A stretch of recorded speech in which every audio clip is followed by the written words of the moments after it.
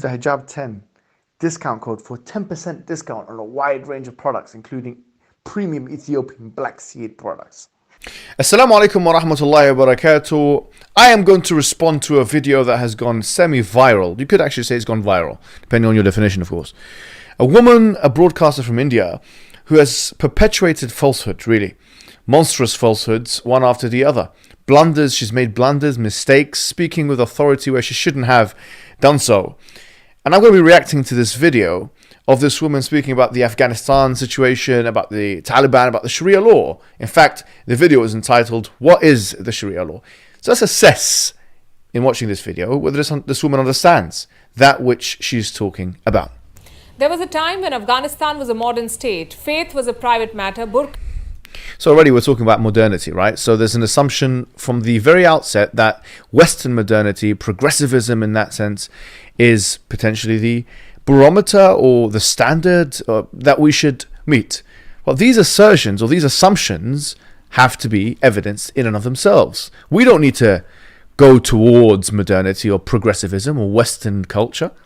And if you do want to put us in that kind of category of going towards this, and you think that's the right thing to do, then you have to argue for that from first principles. It's not good enough to just say, well, it's modernity and assume it. You have to argue it from the beginning. And I come to you with arguably the most controversial concept in the world. It's arguably the most controversial concept in the world. Of course, it's not maybe befitting for me to outline the fact that controversiality does not equate to falsity. And I'm not saying that she's saying that, but just to make sure that our audience or the end user here is fully familiar with this point. But is it the most controversial thing in the world? I mean, there are lots of things historically and contemporaneously that have been more controversial. The shape of the earth has been extremely controversial on the history of cosmology in the last 1,000 years. Even more controversial, you could argue, is sati, a practice called sati that was done by Hindu women historically and even up until the modern age, actually. And this practice involved a woman burning herself in mourning for her husband's death. Talk about women's rights, talk about all those things. It took the colonial powers, the British powers, to come and outlaw this thing. The white man to come and tell you what was right and wrong. Yes, no wonder why you're so obsessed with the white man, because he stops you from burning yourselves. I mean, I understand the inferiority complex here. But let's not try and think now that this is once again the barometer that we must all fulfill, or the standard that we must all meet, the white man standard. Why is it so controversial? Why does the world fear it will take Afghanistan further back in time? What do you mean by the world? Do you mean the white man?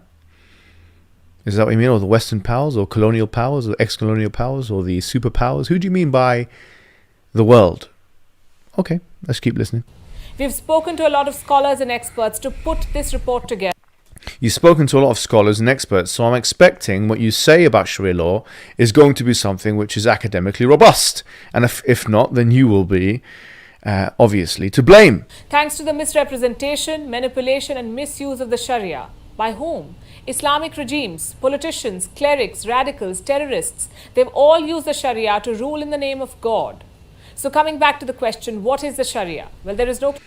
That's not the exclusive property of religious discourse. Many radicals and terrorists have used secular ideology to do the same thing. So this is not an exclusivist discourse here.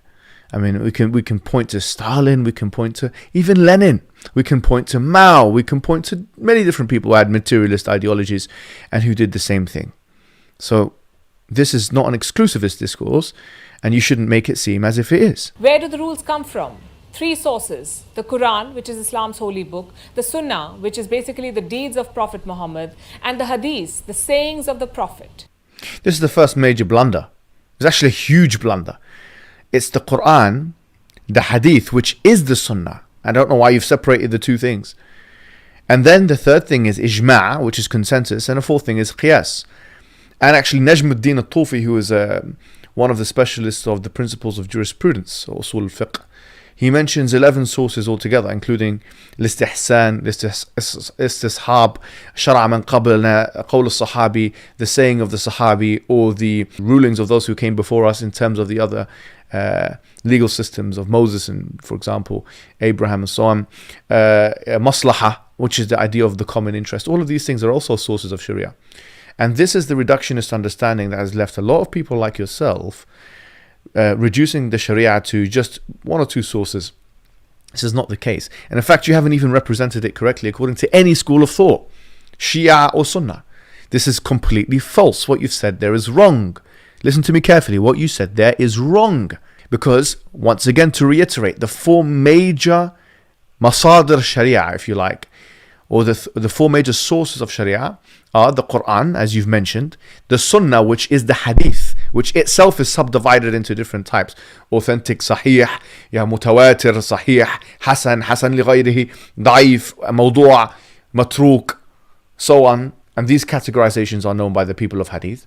And then you have Ijma', which is the legal consensus, which is defined by or as the consensus of the jurists in one specific time, in one specific issue, in one of the issues of the Islamic law. This is Ijma'. And then you have Qiyas, which is legal analogy. For example, if something is haram in the Quran, but then there's something which also has the same causative reasoning, they analogize onto it. For example, alcohol is haram, also wine is haram, let's say. They analogize onto that smoking weed is haram. Smoking anything that intoxicates, hallucinogens are haram, because it's maqis alay, it's analogized onto.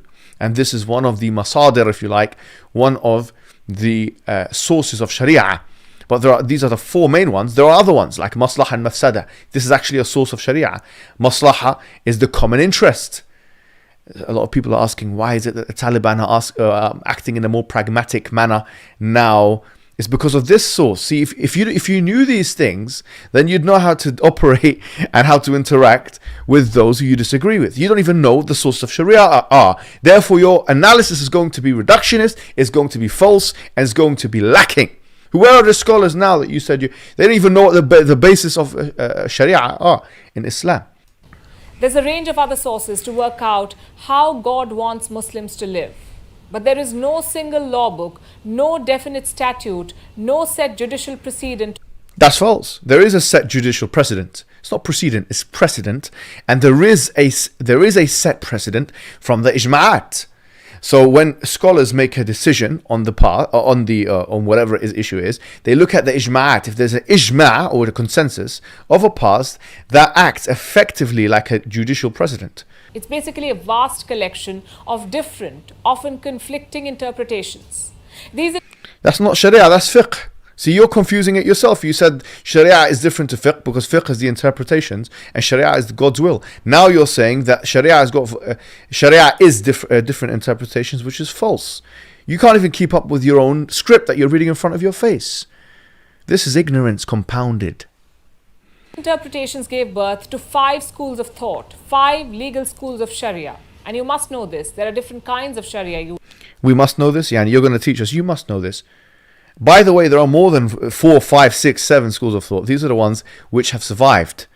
There are many schools of thought. At-Tabari had a school of thought. Al-Awza'i had a school of thought. These big names had a school of thought. They just haven't survived. So if you want to be meticulous and you want to be precise, then don't speak in the way that you've just spoken. Would say Hanbali, Maliki, Shafi, Hanafi. These 4 belong to Sunni Islam. The 5th is a Shia version of. What about Ismaili Shi'is? What about Zaydi Shi'is? You've completely missed a big chunk. So you're all over the place. Zaydi Shi'is, they are the majority of the Yemeni population of Shi'is. You've completely left them out in your analysis here. How comes? Sharia. It's called Jafri. All 5 of them are named after theologists and jurists, the men who. Theologians and jurists, yes. Interpreted Islamic texts. Now look at this map. The Hanbali school is the smallest and strictest of them all. Its primary. What do you define as strict? It seems to be a very subjective reading. What do you define as strict? There's many rulings in the Hanbali school of thought I'm not just saying that because obviously I come from that school of thought. But there are many rulings which are, by and large, more facilitative for many different people. So this is a very odd kind of subjective value judgment coming from someone who has no knowledge of any of the schools of thought. And you probably wouldn't, if I were to ask you why is it the strictest, you probably wouldn't know how to answer that. Source is the Quran. It is practiced in Saudi Arabia and Qatar. It also has significant followers in these countries. I mean, Saudi Arabia, yes, they practice a lot of people, a lot of jurists, a lot of mashayikh are Hanbali there, but there are a lot of Salafists who are not non-madhabi actually in Saudi Arabia. And so once again, the awam, the lay audience, the lay people, and this is very important for even us to know as Muslims. There's a difference between what the elitists or the clerics or whatever it is, they practice, and what the lay audience really doesn't have a madhab. Al-ammi la madhab lah. The Ammi doesn't really know about the Hanbali school of thought. If you ask him what's the difference between Hanbali and Shafi'i and Hanafi, they won't know the difference. So this is only applicable really to the elitists. But you wouldn't know that. The Shafi school of Sharia relies on consensus over understanding of the Quran. And I dare you to find me one book from Imam al-Shafi'i's Risala, the first book ever written, on usul, by the way, in Islamic history. He's the one which is Islamic jurisprudence. I dare you to find me one book of Shafi'i usul, which says that consensus is preferred over the Quran. There's no such statement made by any scholar in Islamic history. You've just made a fool of yourself, not realizing it, speaking nonchalantly and casually. This is embarrassing. This is totally embarrassing. Why are you speaking about these matters? Why are you speaking about these matters? You clearly are uneducated. You think you're educated? You're uneducated. You're being educated right now. You've just made a huge blunder. You said the Shafi'i school of thought relies upon consensus over the understanding of the Quran. And there is not even one scholar in Islamic history from any school of thought who's ever said such a thing. You fool. the Hanafi school, the earliest, the most flexible version of the Sharia, it relies both on consensus and independent reasoning. The Hanafi school has the largest number. All of the schools of thought have qiyas, except for the Zahiri school of thought. So you're making it as if this is a speciality of the Hanafi madhab. It's not. Independent reasoning is qiyas, which is analogizing, causative reasoning, and then analyzing backward formula. This is not a speciality of the Hanafi madhab. All of the madhab, except for the Zahiri madhab, which you didn't mention, is in fact has that feature. They live in Turkey, Jordan, Lebanon, Egypt, Afghanistan, Pakistan, India, and Bangladesh. Yeah, Afghanistan. So you've called it the most flexible form of Sharia, but how do you square that with the fact that the Taliban are implementing it? You see, there's contradictory messaging here in your broadcast. You don't even seem to realize it. That's how embarrassing it is. But the problem begins when religion is mixed with governance. She says the problem begins when religion is mixed with governance. That is a supposition. You're making an assertion. You've gone from informative broadcast to persuasive broadcasting. So now you're inserting a secular ideal. My question is, the presumption of secularity, how can you assert that without giving any evidence? What are your demonstrative proofs that secularism is the neutral way or the best way to live? Do you have any evidence in support of secularism? How do you even define secularism? Because if secularism is a division between church and state, or religion and secular governance, my question to you is, what constitutes as religion? If you look at the sociological literature, you'll find that there's broad definitions which include political ideologies. Things like feminism, things like liberalism, and things like, ironically enough, constitutionalism and republicanism. Nationalism as well. So if that is the case, then to what extent can a government like yours in India, a nationalist government, a secular government, one that maybe claims to be liberal and democratic at the same time, all those things, could that be classified as a religious type of reasoning? Or a religious kind of thing in the first place? And if it is religious, then it wouldn't be secular. And so once again, your ideal would be dismissed. Why should we prioritize, even if barring or bearing into consideration secularism, why should we privilege political ideology over and above theological systems? Is there any argument that you have from first principles that lead us to that? So you see, the problem is you've inserted your opinion, my dear. And unfortunately, what you haven't done is provide any evidence. And the Quran states, قُلْ هَاتُوا بُرْهَانَكُمْ إِن كُنْتُمْ صَادِقِينَ. Bring your evidences if you're truthful. Many Muslims who embraced the Sharia thought of it as a substitute for the law of the land, and that's where the problem lies. The Sharia was just supposed to be a way of living. So now you're making a theological claim. You're saying it's meant to be a way of living. It's not meant to be for governance. So, but how would you make sense of all the Quranic verses and the hadith which clearly indicate that, which are addressing in the first place politicians, generals and armies, and so on? And while European nations later separated the church from the state, many Islamic countries did not. France, Britain and other European powers had colonized much of West Asia, Africa and Asia. When they left, leaders of the newly formed Muslim majority countries faced a dilemma. Should they govern based on previous Islamic values, or should they embrace laws inherited? Leaders of those nations that you're talking about were usually puppet leaders installed by the colonial overlords that just left. Well, they chose the Sharia as the basis of their legal justice system. Well, you said it yourself, they chose. If that is what you believe, that they chose, and the people of the country chose that, and we say 96% according to Pew of Afghani people want the Sharia, isn't that a kind of democratic reasoning? And if it is a kind of democratic reasoning, on your worldview, shouldn't you be respectful of that and get out of their business? Why are you getting involved in other people's choices? You said they chose the Sharia, so what? What's got to do with you as an Indian? What happens in Afghanistan or Iran or anywhere else? It's none of your business, with all due respect. You should focus on the minorities in India that are being killed and lynched, if you want to talk about rights, human rights. What makes this law acceptable in some countries and horrific in others?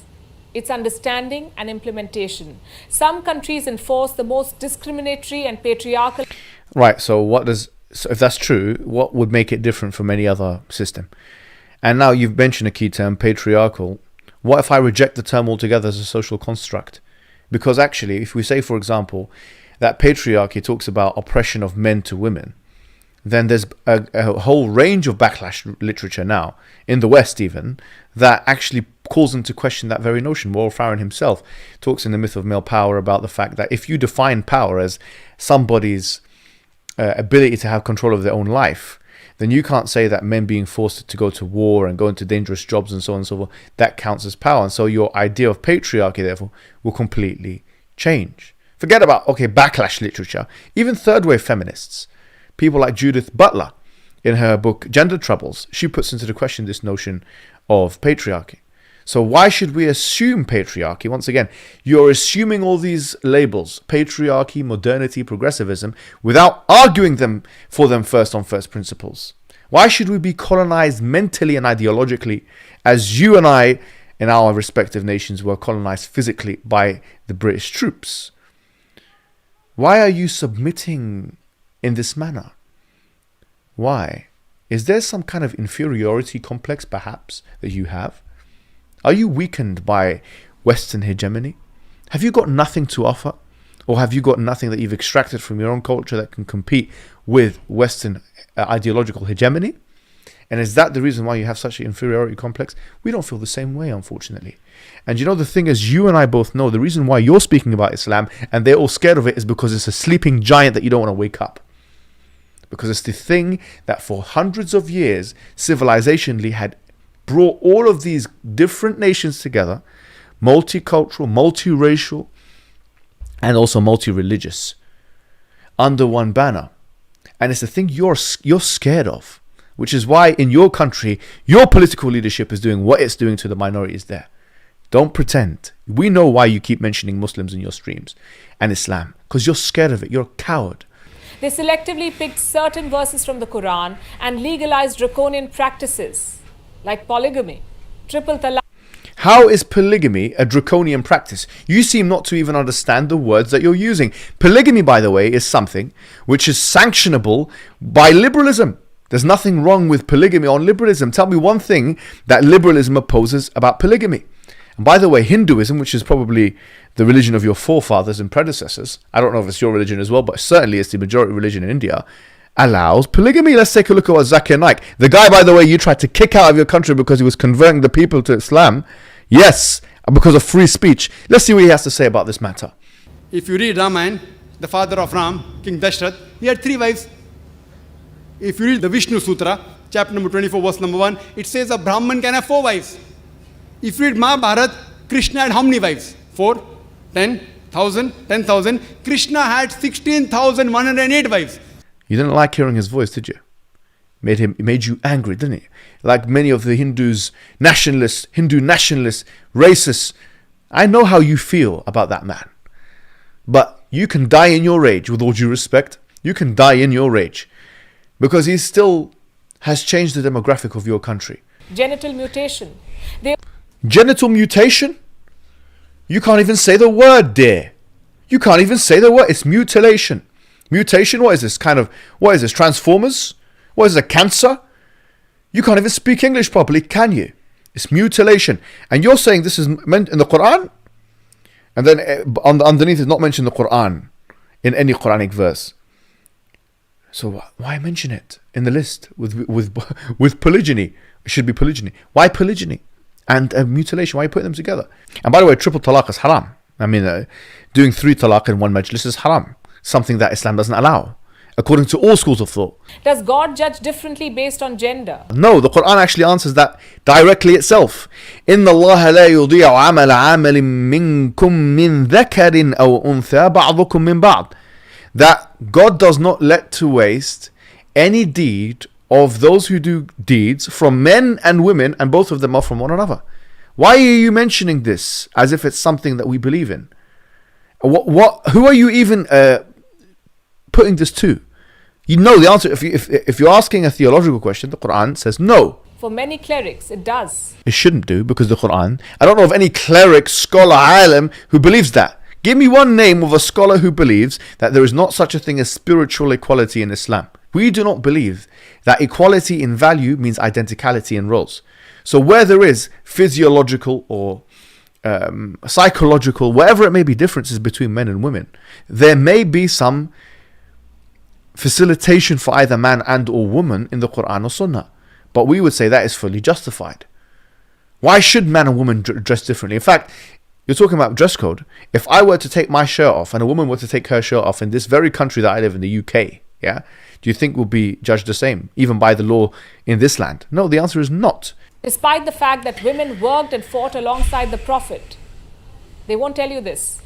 In some countries, who won't tell you this? Women cannot step out without an abaya or a veil, but men can dress the way they want. Really, can men dress the way they want, or is there not a restriction for them from the navel to the knee as well? Once again, you don't know Sharia and you don't know fiqh, so you're making blunders. Women cannot stand for president, but men can govern for a lifetime. Who said women cannot stand for president in Islam? Who said this? This is a matter of opinion, a fiqhi opinion. You mentioned this already. There's a difference between khilafa, okay, and wizara. And it's no consensus in Islam that a woman cannot stand for a president or if a leader of a country. There's no consensus to that effect. Women cannot choose to have an abortion. Women can choose to have an abortion before 40 days according to the Hanbali madhab if there is a reason for it. But abortion is not a Muslim specific issue. I don't know why you're mentioning it. In fact, Islam has a more lenient view on abortion than Catholicism. Why are you mentioning abortion anyway? After a certain time period, many people would say when the baby becomes viable or installment happens, then no, we shouldn't cause an abortion because we are not going to prefer so-called women's rights on children's rights. So what are you talking about? Why are you now inserting abortion into this discussion? You seem to be secularizing the discourse even to the detriment of the American discussion on abortion. This is a discussion that's happening in America, whether abortion is okay or not. But men are allowed to have 4 wives. So what if men are allowed to have 4 wives? What's wrong with that? Why shouldn't men have 4 wives? In this country, in the UK, I can have 1,000 women sexual partners. 1,000, just like Krishna had 16,108 wives. So when Krishna can have 16,108 wives, so why can't we Muslims have at least 4? Women cannot travel without a male guardian. Why would they want to travel in a country like India without a male guardian? The male guardians are being lynched themselves. Why would a woman want to risk it and get raped? Drive. Women cannot retain custody. Where does it say women cannot drive in the Islam? And in fact, I don't think any country now, the last one was Saudi Arabia, that's implementing that. They've stopped implementing that, and even their foreign minister, by the way, has said that this is a cultural practice of ours that's got nothing to do with Islam. So why are you mentioning that as if it's got something to do? Is this something that was even practiced in Afghanistan? That women can't drive? Is this something that was practiced in India or Pakistan or Egypt or Indonesia? So what's the proportion? My question is, now you're talking about demography. Saudi Arabia was the only country which banned women. 30 million people is 1.8 billion. So why are you generalizing such a small country in terms of population to the entire Muslim community in the world, 1.8 billion people? It seems to me like you're really clutching at straws here. And it seems to me like you're embarrassing yourself by using all these kind of Orientalist tropes and kind of generalizing the discourse with it. How embarrassing. Custody of their children after divorce. And the That's actually false. You said that women don't have custody of their children over I don't know who you got that from. In fact, women do have custody over their children over divorce. In fact, to the detriment of the man in most cases, unless she gets divorced and so on. Remarried again, and there's discussions about how that takes place. But what you're saying is false. Women do get custody of their children after divorce. And there's a hadith in Tirmidhi to that effect, where a woman came to the Prophet and said, I have raised the child and I've raised the thing. I have gave it put it on my lap and given it my milk and so on. And the Prophet said that you would be given custody of it, but if you get married, that the custody would be given to the man. And so the jurists differ as to how this would take place, but what you're saying is false. In fact, custody laws are bolstered for women in Islam. And in fact, there's so many things that I could even speak about in regards to breastfeeding and how breastfeeding some schools of thought say the man has to pay for it. The Hanbali school of thought, which you said was most strict, says you have to pay for the breast milk and so on. So you seem to me, as an ignorant person who doesn't know about Sharia and is conflating between cultural practices and the Sharia. receive half of what is awarded to their brothers in inheritance. Yes, but they also receive the same if they're a man, the same if they're a parent, and they receive the lion's share if there's two sisters. وَإِن كُنَّ نِسَاءً فَوْقَ اثْنَتَيْنِ فَلَهُنَّ ثُلُثَ مَا تَرَكَ. The Quran states that if there's more than two women, they get 2/3 of what's left behind. It's a misconception to assume, therefore, that women inheritance get less than men in Islam. All things, including religion, must evolve with time. Okay, that's an assertion. If that's what you think, everything, including religion, must evolve with time. What is your evidence for that? And what is it evolving towards? Is it evolving towards Western Enlightenment value? And what makes Western Enlightenment value true? You have to be able to argue from first principles that liberalism is true, that secularism is true, that any ism that you decide to pluck out from the post-Enlightenment or Enlightenment discourse is true in the first place before you say evolution, because this implies progression. If some practices are outdated, they must end. Well, what about democracy? It's the most outdated practice known to Western ideology. It's a 2,000-year-old practice, 2,500-year-old practice. Yet we still practice it in one form or another. So this is the genetic fallacy. You are saying because of when something existed, it must end. What if something is true? What if it happened 1,000 years ago, but it's true? Sharia's interpretation and practice clashes with today's way of life. What's today's way of life? What the white man said. Is that what you mean by it? What the white man said? What the privileged colonial white man said? Social structures, then perhaps it's time for revision and reflection. And perhaps not. Rather than resentment. So as we've seen here, this is misinformation, lack of proper argumentation. If her argument was of building, okay, the foundations would be crumbled at the edifice. The building would be blown to bits and would be a pile or a heap of rubble. Next time when you try and speak about Islam, get your facts right or get ready to be embarrassed as you have been in this session. Wassalamu alaikum wa rahmatullahi wa barakatuh.